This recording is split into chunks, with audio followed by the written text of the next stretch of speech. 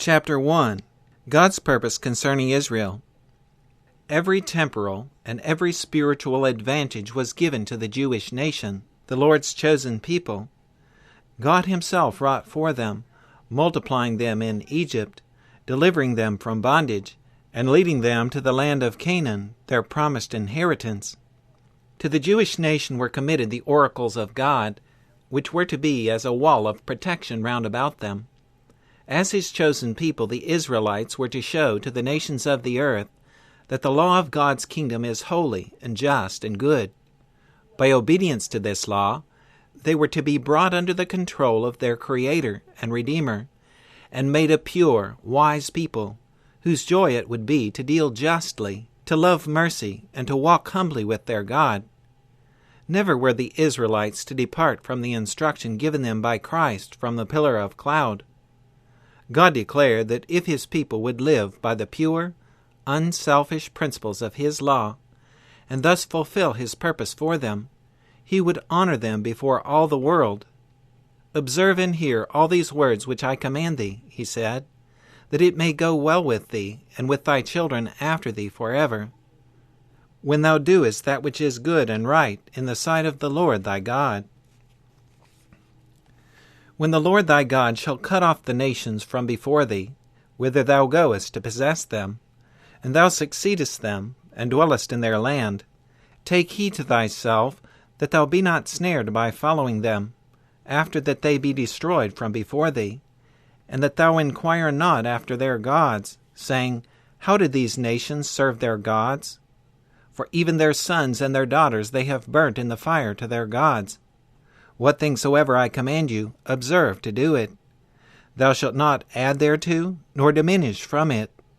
Ye shall therefore keep all my statutes and all my judgments, and do them, that the land whither I bring you to dwell therein spew you not out. And ye shall not walk in the manners of the nation, which I cast out before you, for they committed all these things, and therefore I abhorred them. But I have said unto you, Ye shall inherit their land, and I will give it unto you to possess it, a land that floweth with milk and honey. I am the Lord your God, which have separated you from other people." God specified also the sure result of a disregard for His commandments. "If ye will not hearken unto me," He declared, "and will not do all these commandments, I also will do this unto you. I will set my face against you, and ye shall be slain before your enemies. They that hate you shall reign over you, and I will make your cities waste, and bring your sanctuaries unto desolation, and I will not smell the savor of your sweet odors, and I will bring the land into desolation, and your enemies which dwell therein shall be astonished at it. And I will scatter you among the heathen, and will draw out a sword after you, and your land shall be desolate, and your cities waste, and ye shall perish among the heathen, and the land of your enemies shall eat you up." With these solemn warnings foretelling the results of obedience were given words of encouragement. God declared that even if His people should fail of fulfilling His purpose, He would not forsake them utterly.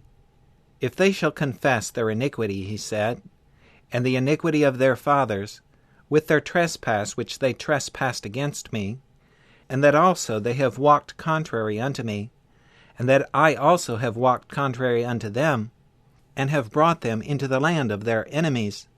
If then their uncircumcised hearts be humbled, and they then accept of the punishment of their iniquity, then will I remember my covenant with Jacob, and also my covenant with Isaac, and also my covenant with Abraham will I remember, and I will remember the land. When they be in the land of their enemies, I will not cast them away, neither will I abhor them, to destroy them utterly, and to break my covenant with them, for I am the Lord their God. But I will, for their sakes, remember the covenant of their ancestors, whom I brought forth out of the land of Egypt in the sight of the heathen, that I might be their God. I am the Lord." These are some of the prophecies concerning Israel. The special advantages and privileges that God's chosen people enjoyed made their responsibility greater than that of any other people.